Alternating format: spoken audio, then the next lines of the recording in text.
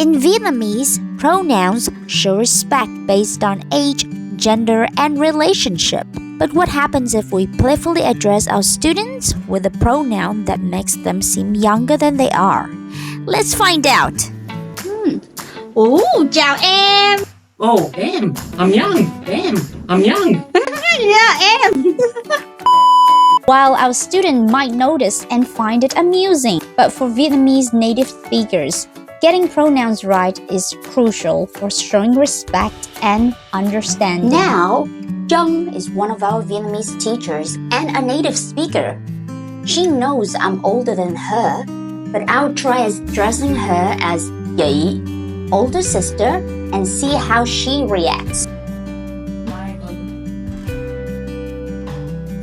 Xin chào. Chào chị. Không phải.